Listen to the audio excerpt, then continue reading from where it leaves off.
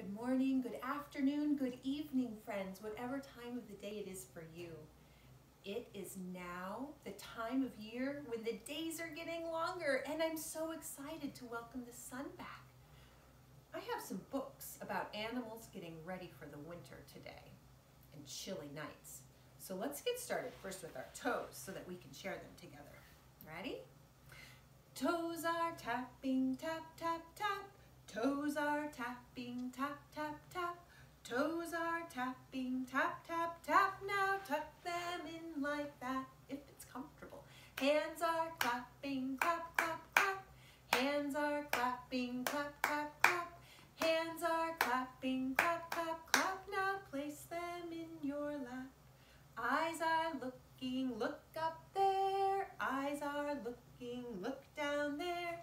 Eyes are looking, look up here, my darlings. Ears are listening, shh, shh, shh.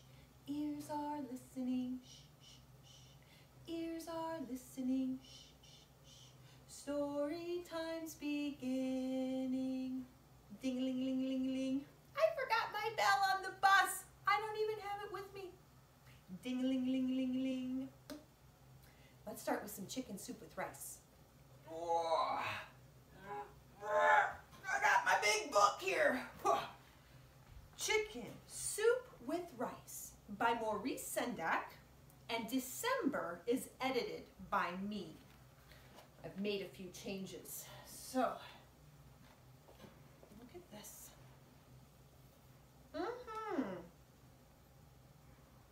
December, as I said before, it's the time right now when the nights are so long, they're getting shorter. But we bring light into our world in all sorts of different ways. Some people have Christmas trees or Christmas lights outside.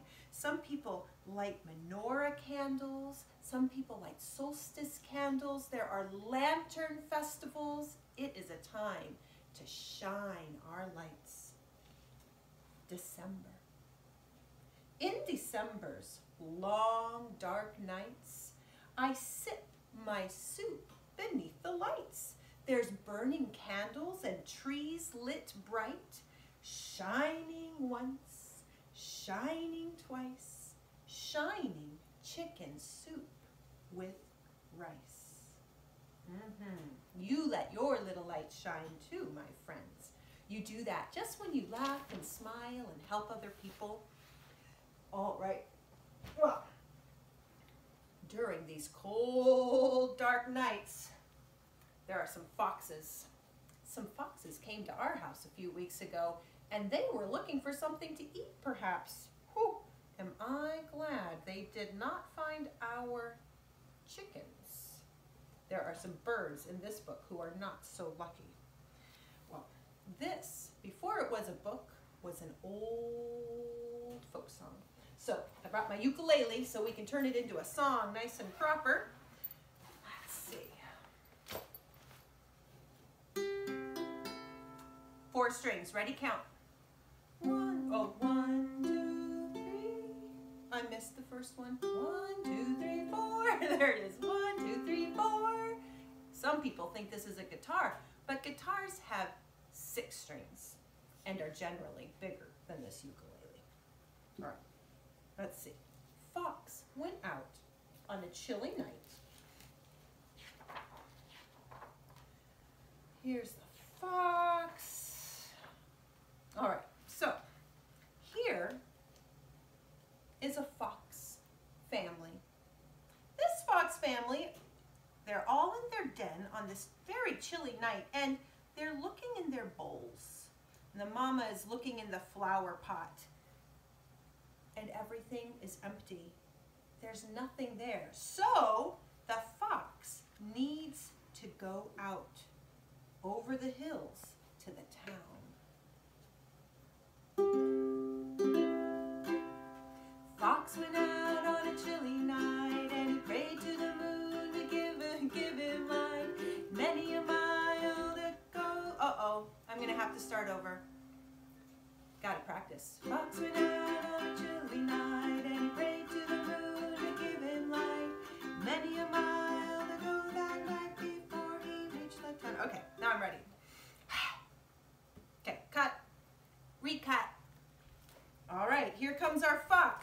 heading out to the town.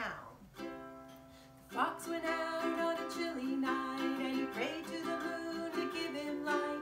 And many a mile to go that night before he reached the town. Oh, town, oh, town, oh, many a mile to go that night before he reached the town. Oh.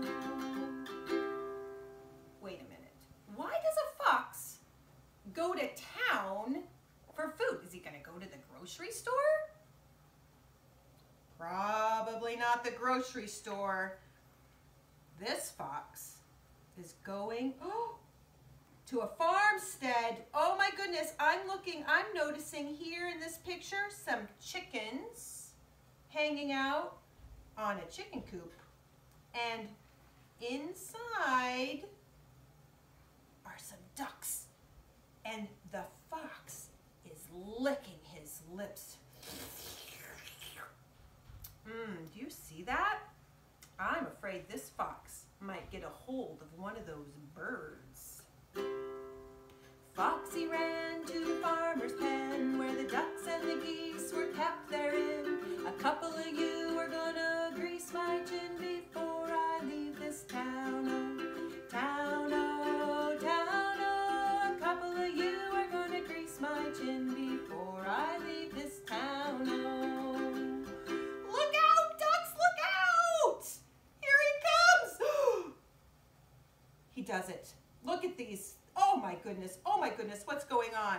He took the gray goose by the neck and he slung the duck across his back.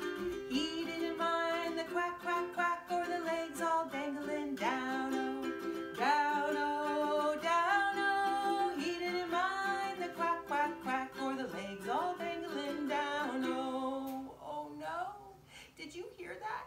He grabbed a duck and a goose, and the duck is going quack, quack, quack, quack, quack, quack, quack, and the goose is going honk, honk, honk, honk. And when I look at the chickens up there, they're going it is chaos on the farmstead, and it wakes up the farmers. Here's one of the farmers. She wakes up. She's the first one out to look out the window and see what's happening. Her name is Mrs. Slipper Slopper. Old Mother Slipper Slopper jumped out of bed. Out of the window she popped her head, crying, John, John, the gray goose is gone, and the fox is in the town, oh, town, oh, town, oh. John, John, the gray goose is gone, and the fox is in the town, oh. The fox is in the town! So John gets out of bed, wearing his red pajamas, and takes his horn, interestingly, to the top of the hill to call all the other townspeople. Here he is. Johnny ran to the top of the hill where he blew his horn both loud and shrill. The fox, he said, I better flee with my kill, for they'll soon be on my trail, oh, trail, oh, trail, oh. The fox, he said, I better flee with my kill, for they'll soon be on my trail, oh. The fox is running. The townspeople are chasing after him. Are they going to get the fox? Or is the fox going to get away home to his family? What do you think? Will the farmer shoot the fox and save his duck and his goose? Maybe. Or will the fox get that goose and duck all the way home to his family? Let's see. I'll have to take a few pages. Here goes the fox over the hill and back home to his cozy den. The fox, he ran to his cozy den. There were his little ones, 8, 9, 10, crying, Daddy, Daddy, better go back again, for it must be a mighty fine town, oh, town, oh, town, oh. Daddy, Daddy, better go back again, for it must be a mighty fine town, oh. Yeah, so the fox made it all the way back home to his den where he could feed his family, and they cook it up and they sit down around the table. And the fox and his wife, without any strife, they cut up the goose with a carving knife. They never had such a supper in their life, and the little ones chewed on the bones, oh, bones, oh, bones, oh. They never had such a supper in their life, and the little ones chewed on the bones, oh. And after supper, this family likes to go outside under the stars and the moon and sing songs, swing on the swing. Looks like a nice time. The end. Okay, so our fox was looking for some food to eat, and this is a story about some friends who were looking for a warm home for the winter. Once upon a time, a potter who made beautiful pots from clay was taking her wares to town on a cart. It was a bumpy road, and on the way, one of the pots fell off, and she didn't notice and kept going. The pot was left on the side of the road, which was very fortunate for Nibbler the mouse. She was looking for a home for the winter and was scurrying up the road, and when she saw the pot, she thought, oh, what a fine place this would be. She knocked. Little house, who lives in this little house? But nobody answered, for there was no one inside. So Nibbler the mouse went into the pot and began to make a home there. She was just making a cozy bed for herself when Croaker the frog came along with a ribbit, ribbit, ribbit, ribbit, and thought that would make a nice house, so he knocked. Little house, who lives in this little house?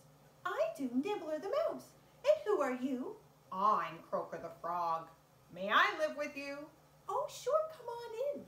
So Croaker the frog moved into the house, and the two of them began to live together. They had just sat down for lunch when Bandylegs the hare, the hill hopper, was coming up the hill with 3 little hops. 1, 2, 3, a big leap, whoop, and 2 little hops, whoop, whoop. Ooh, I like this pot. Perhaps I could stay here, she thought. She knocked. Little house, who lives in this little house? I do, Nibbler the mouse. I do, Croaker the frog. And who are you? They asked. Why, I'm Bandylegs the hare, the hill hopper. May I live with you? Sure, come on in, they replied. So Bandylegs the hare, the hill hopper, hopped into that pot, and the 3 of them began to live together. They had just finished their after lunch nap when Reynard the fox was scurrying along. He sniffled here, he shuffled there, and came up to the pot with a, oh, nice house. Little house, who lives in this little house? I do, Nibbler the mouse. I do, Croaker the frog. And I do, Bandylegs the hare, the hill hopper. And who are you? They asked. Why, I'm Reynard the fox, the fine talker. May I live with you? Sure, come on in, they replied. So Reynard the fox, the fine talker, moved into the house with them, and the 4 began to live together. It was just supper time. Oh, it was smelling good when Prowler the wolf, who lurks behind bushes, was lurking behind bushes, and he lurked his way up to the pot and knocked. Little house, who lives in this little house? I do, Nibbler the mouse. I do, Croaker the frog. I do, Bandylegs the hare, the hill hopper. I do, Reynard the fox, the fine talker. And who are you? Why, I'm Prowler the wolf, who lurks behind bushes. Can I live with you? Sure, come on in, they said. So Prowler the wolf, who lurks behind bushes, moved into the pot, and the 5 of them began to live together. Is there any more room inside of this house? No, it's all filled up, super cozy warm. Oh, they had a nice supper and curled up together and slept, but early in the morning, they were woken up by a boom, boom, boom, boomy bear booming along. He saw the pot. Oh, I like the looks of this pot. And he knocked. Boom, boom, boom. Little house, who lives in this little house? I do, Nibbler the mouse. I do, Croaker the frog. I do, Bandy Legs the hare, the hill hopper.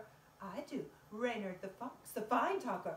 And I do, Prowler the wolf, who lurks behind bushes. And who are you? I'm Bear Squash-a-Lot. And he sat on the pot, and he squashed the whole lot. The end. Sometimes that happens. Other times, Bear Squash-a-Lot moves along to find another home with all his friends, but you know, you have to have alternate endings sometimes. Before I say goodbye, I want to share a song with you about this season where we give and receive. I just learned the sign language for it, so I'm really excited. It goes like this. From you I receive, to you I give, together we share, by this we live. From you I receive, to you I give, together we share, by this we live.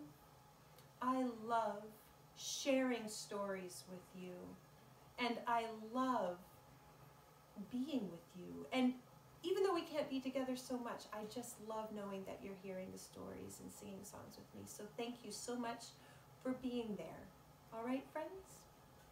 Goodbye, friends. Goodbye, friends. Goodbye, friends. It's time to say goodbye. I'll see you in 2021. Happy New Year.